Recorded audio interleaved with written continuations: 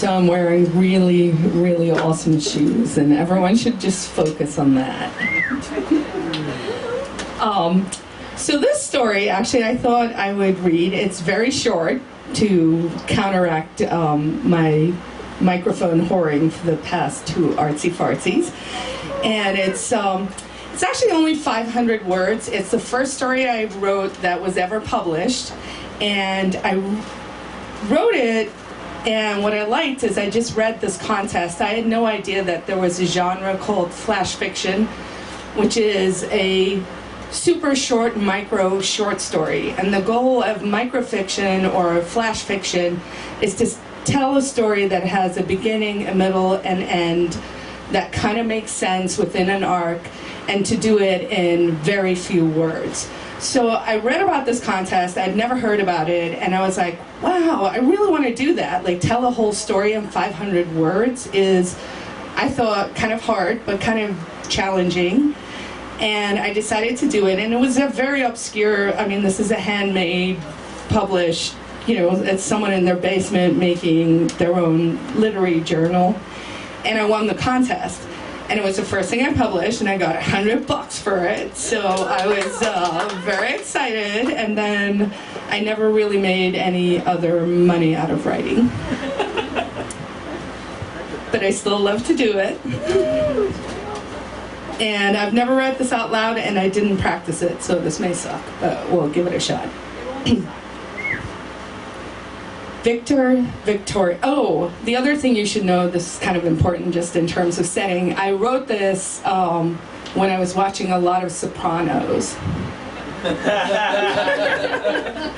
Just set the mood. They made an unlikely pair. She was tall and round. He was short and wiry.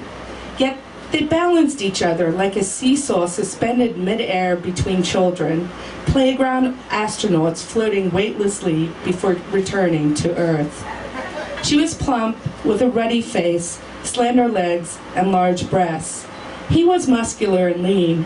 His torso was longer than his body needed, as though his chest had sprinted ahead one summer and his lower limbs had never quite caught up. From their first encounter, he called her my sweet toffee apple, never complaining when she wore high heels. She looked like she could drink, and she could, sometimes, till there was trouble. He knew trouble, and enjoyed a tipple too. Not regular, like her, but enough to understand. Hand in hand, they walked towards the ocean, which she insisted on calling the deep. Gray clouds reflected somberly in the waves, and raindrops plopped around them, a polka dot carpet in the sand. She was dressed lightly in a blue halter-neck sundress, and when it started to rain harder, he hoisted his raincoat over their heads. Elbows entangled, he kissed her, smearing her pink lipstick. Laughing, she grabbed the coat, her arms akimbo, their own dry island in the storm. "Shall we turn back?" Victor whispered, not wanting to disrupt the mood. "No, let's head for Sammy's at the end of the pier. Should be quiet, even in this weather." Trotting, Victor moved behind her. They progressed unevenly, scrambling along the shore. His groin bumped her repeatedly, not accidentally. Heads down, their gait was clumsy, jostling like young actors in a horse costume after dress rehearsal. When they reached Sammy's red and white awning, she stopped short, allowing him to ram into her.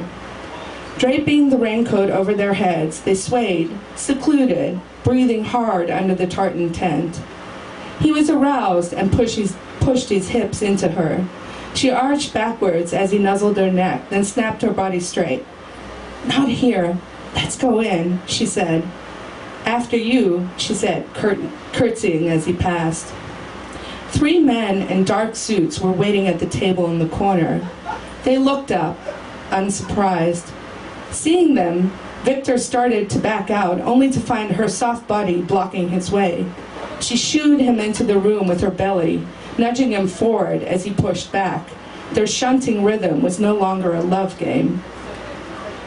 "Good work, Isabella," a voice grunted.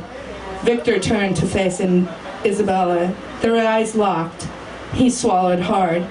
He wanted to say, "You? Why? Why you?" Instead, Victor lipped his thumb and reached for her mouth. "Smudged," he explained, gently wiping her lips.